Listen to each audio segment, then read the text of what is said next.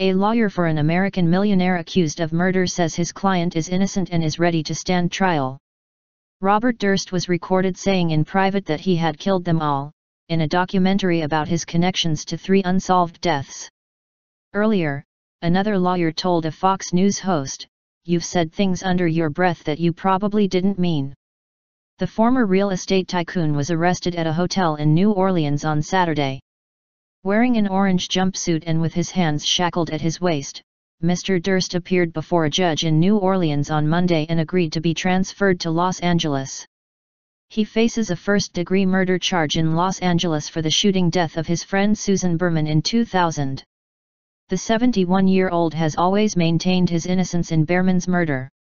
Speaking after the extradition hearing, defense lawyer Dick DeGuerin said, "We came here to waive jurisdiction and to go back to California and to get it on. Bob Durst didn't kill Susan Berman. He's ready to end all the rumor and speculation and have a trial." He added that the transfer to Los Angeles may be delayed because authorities in New Orleans are considering other charges. DeGuerin did not elaborate on the possible charges. Cases of the Jinx. Kathleen McCormack, Robert Durst's first wife, went missing in 1982. She was declared legally dead. Susan Berman, she was a close friend of the Durst family who was killed in 2000. She found shot in the head in her Los Angeles home. Morris Black, Mr. Durst killed his elderly neighbor in 2001 in what he described as self-defense during a struggle over a gun. Mr. Durst's lawyers argued he then panicked and disposed of the body, by cutting it up, and he was acquitted.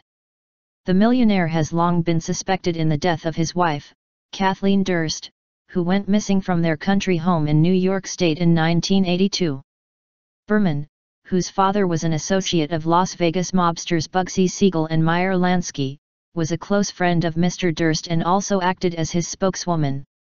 She was shot in the back of the head at her home in Los Angeles as investigators from New York prepared to question her over the disappearance of Kathleen Durst. After Berman's death, the eccentric Mr. Durst moved to Texas and posed as a mute woman.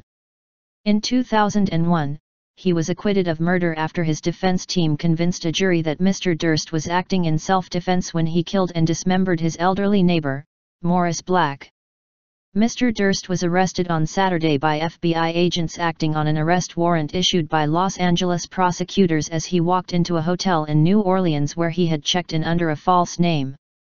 Los Angeles police said the arrest resulted from investigative leads and additional evidence that has come to light in the last year.